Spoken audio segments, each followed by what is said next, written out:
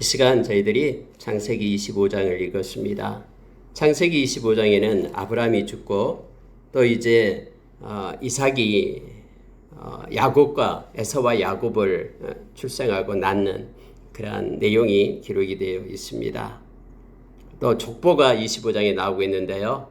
이 족보가 나올 때마다 우리는 기억해야 될 것이 하나님께서는 우리 역사에 개입하셔서 하나님의 방법과 뜻 가운데 인류를 인도하고 계신다라는 걸 우리가 기억하기를 원합니다. 몇 가지만을 묵상하고요. 우리가 기도하는 시간 갖겠습니다. 여러분, 놀라운 사실 중에 하나가 이제 그 아브라함의 아내 사라가 죽었잖아요. 127세에 죽었습니다. 그리고 나서 3년 후에 이제 이삭이 리브가하고 결혼하는 그런 내용까지를 우리가 24장에서 보았습니다. 근데 아브라함이 그때 나이가 이제 137세가 됐겠죠. 이제 137세, 140세가 됐을 겁니다. 그때 또 후처를 맞이하게 됩니다. 그 후처 이름이 그두라라는 후처를 맞이하게 됩니다.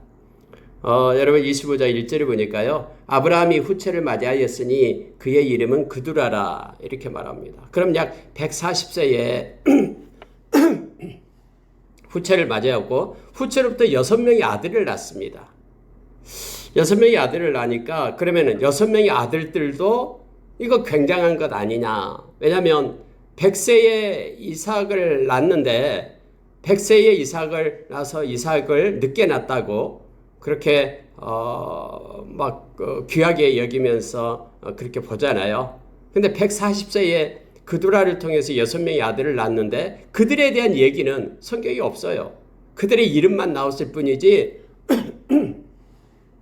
그들에 대한 여러 가지 것들이 없습니다. 그래서 여러분, 우리가 100세에 이삭을 낳았다라는 것이 중요한 것보다도요, 90세에 사라가 이삭을 낳았다, 이것이 기적임을 우리로 하여금 알게 합니다. 다시 말하면은 모든 경수가 끊어지고 이제 자궁의 역할을 감당하지 못할 그때에 하나님께서는 그 모든 것을 회복시켜 가지고 아이를 가질 수 있게끔 하나님은 그렇게 하셨어요. 그래서 히브리서 11장에 보면은 믿음의 조상들의 그런 기록을 나올 때에 사라를 얘기할 때 그렇게 말합니다. 믿음으로 사라가 모든 태가 이렇게 끊어진 줄 알면서도 아이를 가질 수 없는 상태인 줄 알면서도 하나님의 말씀을 믿고 의지하였고 그 믿음으로 말미암아 이삭을 갖게 되었다 하면서 그 사라의 믿음을 기록하고 있음을 보게 됩니다.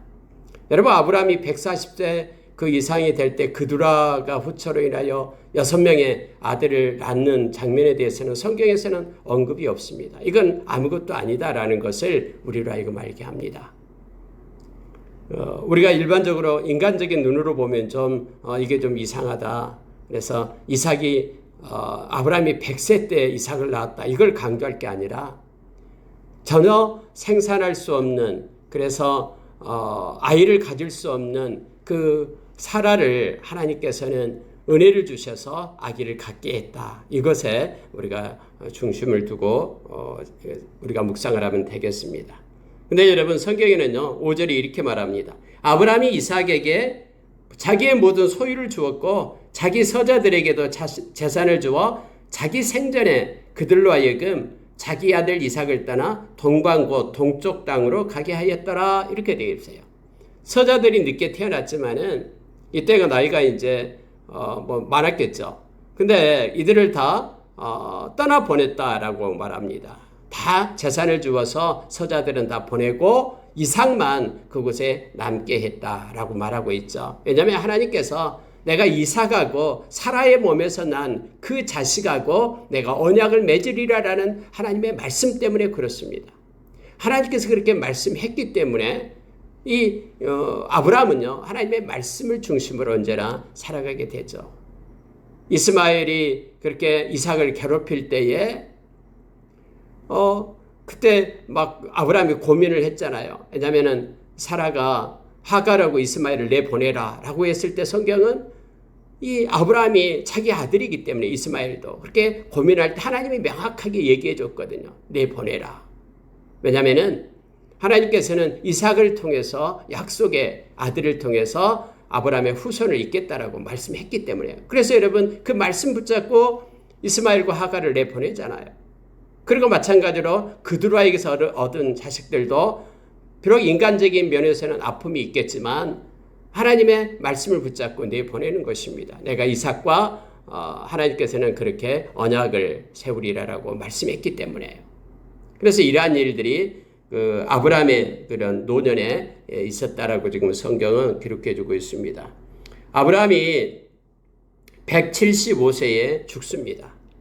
아브라함이 175세에 이제는 하나님께서 불러서 그의 열조에게로 돌아갔다라고 성경은 말하고 있습니다. 그런데 9절에 보십시오. 그의 아들들인 이삭과 이스마엘이 그를 마블의 앞 해족속 소알의 아들 에브론의 밭에 있는 막벨라 굴에 장사하였으니 이렇게 되어 있죠.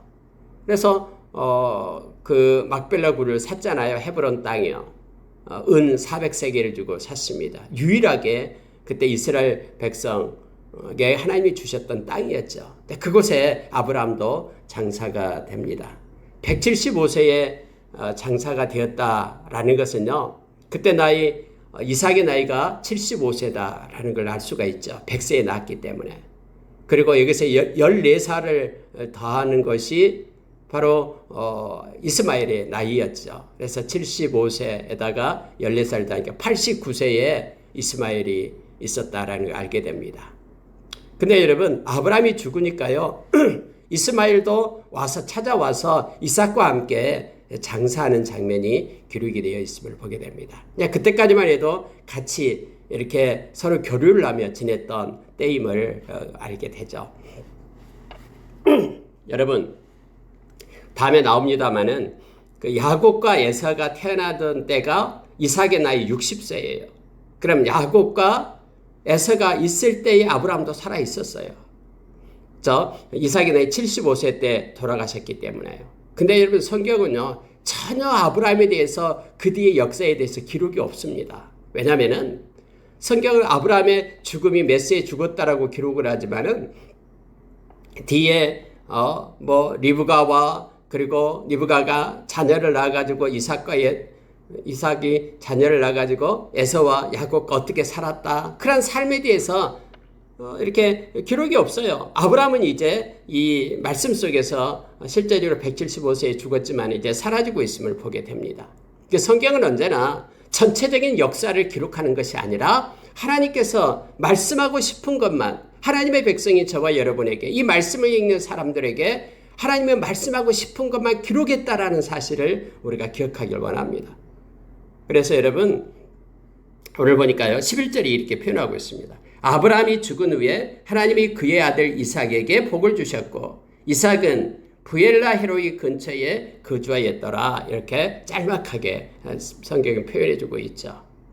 하나님께서는 이삭에게 복을 주었다라고 말합니다. 그래서 우리가 하나님을 아브라함의 하나님, 이삭의 하나님, 그리고 야곱의 하나님 이렇게 살아계신 하나님을 나타낼 때 우리가 그렇게 말씀을 하고 있습니다. 하나님은 복을 주었는데요. 이삭이 어디에 있었냐면은 부엘라 헤로이에 있었다라고 말합니다. 여러분 부엘라 헤로이가 어떤 곳이냐면은 이 앞전에 여러분 우리가 잘 알다시피 그 하갈이 임신했을 때에 그 막 사라를 괴롭혔잖아요. 업신여기고 그럴 때 쫓아내버렸잖아요. 그런데 그곳에서 하갈이 하나님의 사자 여호와의 사자를 만나잖아요. 우리 주님을 만납니다. 그럴 때 그곳에서 이제 물을 주어서 살게 하죠. 그게 16장에 나와요. 창세기 16장에 나옵니다. 그때 이 하갈이 부엘라 헤로이라는 이름을 붙입니다. 이 부엘라 헤로이가 뭐냐면은 나를 살피시는 살아계시는 이의 우물 이런 뜻이죠. 살아계신 이의 우물, 나를 살피시는 살아계신 이의 우물 이런 뜻이 바로 부엘라 헤로이 이거예요. 근데 여러분 이삭은요 이 부엘라 헤로이 근처에서 머물러 있었습니다. 그래서 다음에 여러분 기근이 왔을 때에 애굽 땅으로 내려가지 않습니다. 아브라함 애굽 땅으로 가는데 하나님께서 가지 말라라고 얘기합니다. 그래서 순종을 해요. 그곳에 있어요. 그런데 하나님께서는 그곳에 복을 내려요. 그래가지고 100배의 추수를 하게끔 그렇게 합니다. 창성하고 왕성하여 거부가 되는 은혜를 주십니다. 왜요? 하나님은 살피시는 하나님, 살아계셔서 살피시는 그 하나님, 이삭과 함께 했던 그 하나님이 바로 살아계셔서 이삭을 보살피 주었던 하나님이었음을 우리가 알게 됩니다. 그래서 그 근처에서 머물러 있었던 이삭의 모습을 보게 됩니다. 그곳에 근거로 해서 있었습니다. 자, 족보가 쭉 기록되어 있는데요. 16절 보시기 바랍니다. 이스마엘의 족보가 갑자기 나타나요. 이들은 이스마엘의 아들들이요 그 총과 부락대로 된 이름이며 그 족속대로 12 지도자들이 있었더라, 이렇게 되어 있습니다. 아니 여러분, 이스마엘 족보가 무슨 필요가 있습니까? 그런데 하나님께서는요 조목조목 12명의 12 지도자들의 이름을 이렇게 기록을 해주고 있어요. 이 말씀을 읽는 저와 여러분으로 하여금 깨닫게 하기 위한 것이 있습니다. 왜냐면요, 하나님께서는 그렇게 아브라함에게 약속을 했거든요. 아브라함이 이스마엘을 갖다가 하갈하고 이스마엘을 갖다 내보내려고 하니까, 그래도 이스마엘이 자기 아들인데 막 마음에 근심이 있었다고 했잖아요. 그때 하나님께서 아브라함에게 약속해 준 것이 있어요. 아브라함아, 걱정하지 말고 내보내라. 사라의 말을 듣고 내보내라. 그는 너의 것을 유업으로 받을 자가 아니다. 그러나 내가 이스마엘에게도 복을 주겠다. 그에게도 민족을 줘서 장성하게 하겠다. 12두령이 나오게끔 하겠다라고. 여러분, 창세기 앞에 17장에서 그렇게 말씀해 주고 있잖아요. 17장 20절에서 말합니다. 하나님이 이렇게 말씀하셨으면 반드시 말씀을 지키시는 하나님을 우리로 하여금 깨닫게 하기 위하여 그 족속대로 12 지도자들이 있었더라, 이렇게 하면서 그들의 이름을 적고 있는 것입니다. 우리가 잘 알다시피 이사야서 55장 11절의 말씀처럼 하나님의 입에서 나간 말씀은요 절대로 소멸되는 법이 없다라고 가르쳐 주잖아요. 하나님의 뜻을 이루고요 그것 때문에 하나님께 영광을 돌린다라고 말합니다. 마치 비가 하늘에서 내려서 모든 대지와 식물들 사이에 들어가서 그들에게 성장을 주고 열매를 맺게 하듯이, 그리고 나서 다시 수증기로 다시 올라가듯이 하나님의 말씀이 그렇다라고 말합니다. 그러면서 우리로 하여금 하나님의 말씀을 붙잡을 때, 하나님의 말씀을 우리가 묵상하고 살 때 어떤 태도로 살아야 될 것인가를 알게 하십니다. 느헤미야서 9장 32절에 보면 그렇게 되어 있죠. 하나님을 나타낼 때 하나님은 언약을 지키시는 하나님, 인자함을 지키시는 하나님, 이렇게 성경은 표현합니다. 하나님이 말씀하신 것은 반드시 지켜내시는 공의로우신 하나님, 또 전능하신 하나님 되심을 우리가 기억하기를 원합니다. 그래서 우리가 하나님의 말씀을 대할 때는 우리가 그 말씀을 존중히 여기고 또 그 말씀을 반드시 끝까지 우리의 생각과 환경보다도 위에 두고 붙잡고 살아가는 우리가 되어야 됨을 깨닫게 합니다. 이스마엘의 나이까지도 말합니다. 이스마엘의 나이가 137세에 그가 죽었다, 이렇게 기록해 주면서 하나님이 돌보셨다라는 것을, 약속해 주었듯이 돌보셨다라는 것을 우리로 알게 합니다. 여러분, 이제 이삭이 이제 리브가를 맞이해서 결혼을 했으면은 아이가 생겨야 되는데 아이가 없었습니다. 21절 보시기 바랍니다. 이삭이 그의 아내가 임신하지 못하므로 그를 위하여 여호와께 간구하며 여호와께서 그의 간구를 들으셨으므로 그의 아내 리브가가 임신하였더니 그 아들들이 그 태 속에서 서로 싸우는지라 그가 이르되 이럴 경우에 내가 어찌할꼬 하고 가서 여호와께 묻자온대. 여러분, 이게 보면 기도가 나오고 있습니다. 아까 우리가 찬양을 했듯이, 아까 우리가 마틴 루터 목사님의 그러한 찬양을 했잖아요. 우리가 마음의 깊은 곳에서 내가 주를 향해 아랜다 하면서 마틴 루터가 하나님 앞에 엎드려 종교개혁을 할 때 기도했던 그러한 찬양을 우리가 불렀었습니다. 여러분, 이삭도 하나님께 기도하는 사람이었습니다. 뿐만 아니라 리브가도 하나님께 기도하는 사람이었다라는 걸 알게 합니다. 우리가 여러분, 이삭이 처음 리브가를 맞이할 때 부엘라 헤로이 근처에서 이삭이 하나님께 묵상하면서 저녁에 나가서, 이렇게 오후에 나가서 하나님께 묵상하는 이삭의 모습을 성경은 우리에게 보여줬잖아요. 이삭이 하나님께 기도합니다. 아이가 없으니까는 기도했다라고 말합니다. 여호와께 간구했다라고 말합니다. 여기서 여러분, 간구하다라는 단어가요, 원어로 히브리어로 아타르라는 뜻인데요, 이거 향을 피우다 이런 뜻이 있어요. 향을 피우다 아타르. 그래서 여러분 우리가 요한계시록에서 성도들의 기도가 이 금향로에 담겨져서 하나님의 보좌에 올라와 하나님께 향기가 되는 것을 표현하고 있잖아요. 그러니까 향을 피우다라는 의미로서 처음에 기도라는 의미가 나타납니다. 단어가요. 여러분 우리의 기도는요 하나님 앞에 향기가 됩니다. 우리가 기도하면 그래서 하나님께서 영광을 받으신다라고 요한복음 14장 13절에서 우리에게 가르쳐주고 있죠. 우리의 기도는 헛된 것이 아닙니다. 우리가 기도할 때는 이것은 하나님이 기뻐하시는 일이고요. 하나님께 영광을 돌리고 하나님이 향기를 맡는 일이다라고 우리에게 말해주고 있습니다. 하나님의 보좌에까지 올라가는 것이 기도임을 알게 합니다. 이삭이 기도를 했습니다. 근데 여러분 아십니까? 이삭이 몇 년 동안 기도합니까? 20년 동안 기도를 합니다. 이삭이 아이를 달라라고 하나님 앞에 20년 동안 간구했다라고 말합니다.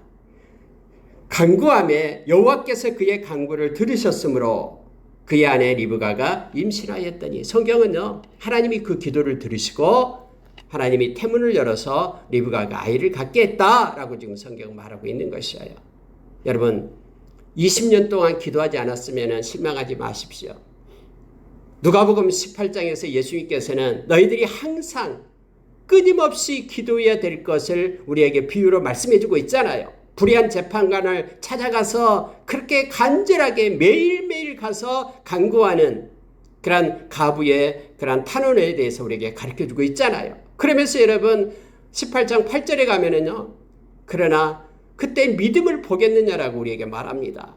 그러니까는 이 끈질긴 기도는 믿음이 없이는 할 수 없는 기도다라는 거예요. 하나님께서 반드시 기도하는 자에게 좋은 것으로 채워주실 것을 믿는 믿음이 있지 않고서는 끝까지 끈질기게 간절하게 기도할 수 없다라는 것을 우리에게 가르쳐줘요. 여러분 이삭은요. 계속해서 하나님 앞에 기도를 합니다. 20년 동안 기도를 합니다. 이삭은 묵상하면서 기도하고요. 하나님은 그 기도를 받으시고요. 그리고 아이를 주었습니다. 그런데 여러분 22절 보니까요. 그게 나오잖아요. 지금 리브가의 태 속에서 두 아이가 싸우는 거예요. 싸우고 있어요. 그래서 이 리브가가 이거 어찌할꼬 서로 싸우니까 어찌할꼬 하면서 여호와께 묻자오되 이렇게 되어 있잖아요. 이러한 일이 있을 때 리브가도 역시 하나님께 묻습니다. 왜요? 리브가도 알고 있었거든요. 이삭이 얼마나 지금까지 20년 동안 기도해 왔는 것을 알고 있었거든요. 아이를 달라라고. 그런데 하나님이 아이를 주었어요. 그래서 하나님이 주신 거다라는 것을 리브가도 알고 있어요. 그래서 지금 뱃속에서 싸우니까 누구에게 묻습니까? 하나님께 묻는 거예요. 하나님 이거 어떻게 된 겁니까? 라고 리브가도 하나님께 기도합니다. 이 기도를요 하나님이 들어주셔요. 그래서 리브가에게 이렇게 말합니다. 두 국민이 내 태중에 있구나. 두 민족이 내 복중에서부터 나누이리라.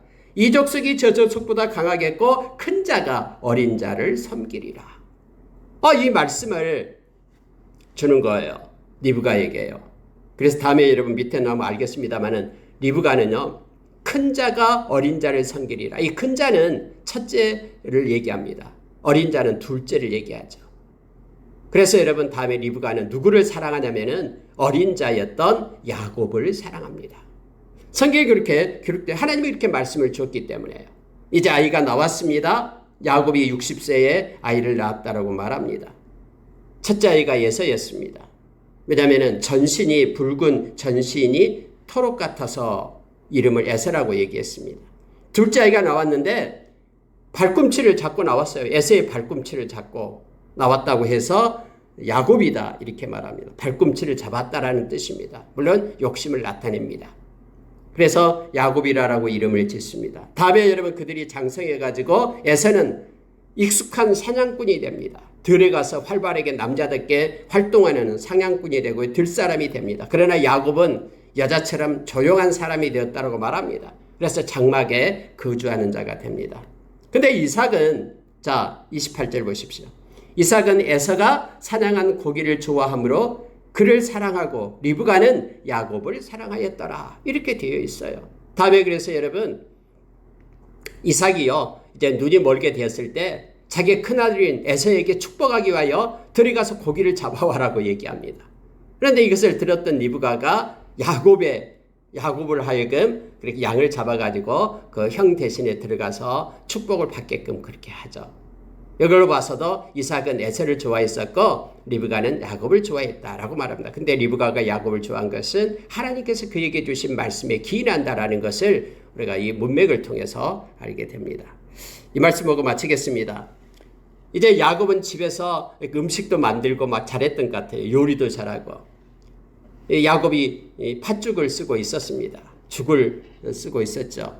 근데 여러분, 에서가 밖에 나가서 사냥을 하고 오니까 얼마나 배가 고팠겠습니까? 맛있는 그런 팥죽을 이렇게 보게 될 때 이렇게 말합니다. 좀 주라. 그 붉은 것을 나로 먹게 하라 하니까 그때부터 이제 에돔이라고 별명이 붙게 됩니다. 에돔은 붉다라는 뜻이죠. 붉음이다. 근데 야곱이 뭐라고 얘기하냐면은 형의 장자의 명분을 오늘 내게 팔아라. 갑자기 이 얘기를 합니다. 장자의 명분을 팔아라 라는 거예요. 명분. 여러분, 장자가 나왔는데 그게 바꿔질 수가 있습니까? 먼저 나왔는데 바꿔지진 않죠. 근데 그 명분은 있잖아요. 내가 장자가 될 테니까 그 명분을 팔아라 라고 얘기합니다. 근데 여러분, 놀라운 사실은요, 에서가 이렇게 말하는 거예요. 내가 죽게 되었으니 이 장자의 명분이 내게 무엇이 유익하리요? 이 사고가요, 이렇다라는 거예요. 지금 필요한 것이 뭐냐면은 내가 배가 고프니까는 이 팥죽이 더 필요하다라는 거예요. 떡과 팥죽이.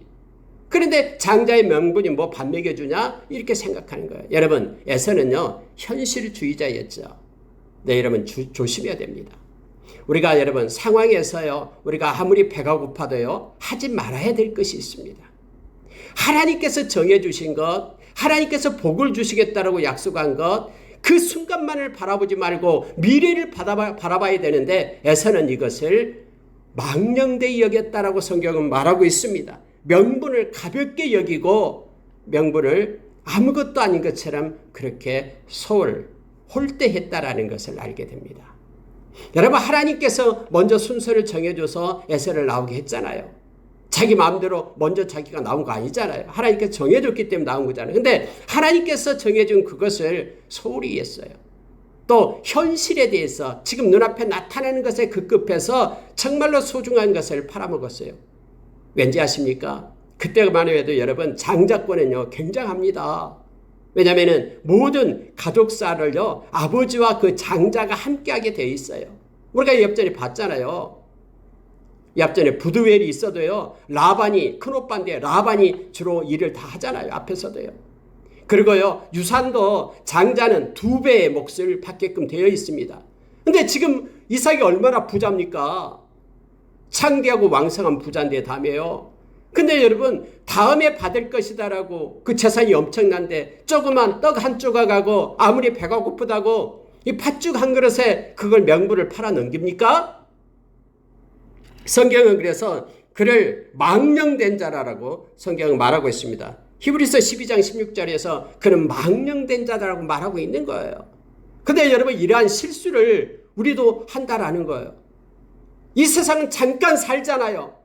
근데 이 세상에 영원한 세상이 있다라고 성경은 가르쳐 주는데, 이 영원한 세상이 필요해? 지금이 필요하지? 하면서 지금의 얽매여 있는 사람들이 너무나 많아요. 믿는 데 중에도 그래요.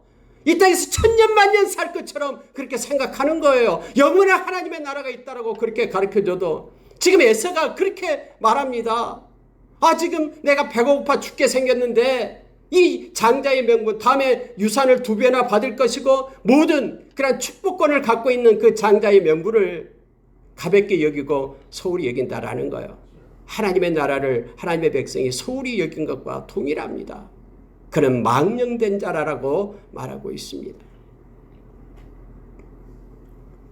성경은 이렇게 표현해 주고 있습니다. 야곱이 맹세해라. 그러니까 맹세까지 합니다. 장자의 명분을 야곱에게 판지라. 에서가 맹세하고 성경이 그렇게 말하고 있죠. 그리고 야곱이 떡과 팥죽을 에서에게 주매 에서가 먹으며 마시고 일어나 갔으니 에서가 장자의 명분을 가볍게 여김이었더라라고 성경은 표현해 주고 있습니다. 여러분, 아무리 배가 고파 우리가 힘들어도요, 팔지 말아야 될 것이 있습니다. 하나님의 백성들은 절대로 믿음을 팔아서 넘겨서는 안 됩니다. 믿음을 팔아서 넘기는 그 순간부터 귀신의 가르침을 따르게 되고요. 미혹의 영을 따라가게 되고 마음은 화인 맞아서 거짓을 따라가게 되는 자로 바꿔져 버립니다. 우리가 예수님께서 40일간 금식기도 하고 나서 얼마나 배가 고팠겠습니까? 그럴 때 사탄이 와서 이 돌들을 떡덩이가 되게 해서 너희의 능력을 보이라. 그리고 배불리 먹어라. 라고 할 때 예수님께서 사람은 떡으로만 사는 것이 아니라 하나님의 말씀으로 사는 거다라고 가르쳤습니다. 에서가 40일간 금식기도 했습니까? 그냥 와서 잠깐 배고픈 거 그것 때문에 그 장자의 맹분 소중한 것을 팔아 넘겼습니다.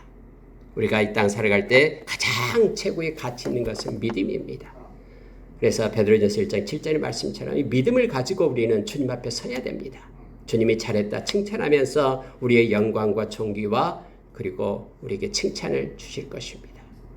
우리가 오늘 하루도 믿음으로 살기를 원합니다. 가치 있는 것을 붙잡고 상황에 따라서 눈앞에 보이는 것에 따라서 자충우돌하지 않는 우리가 되기를 원합니다. 믿음으로 말씀으로 살아가는 우리가 되기를 원합니다. 기도하겠습니다.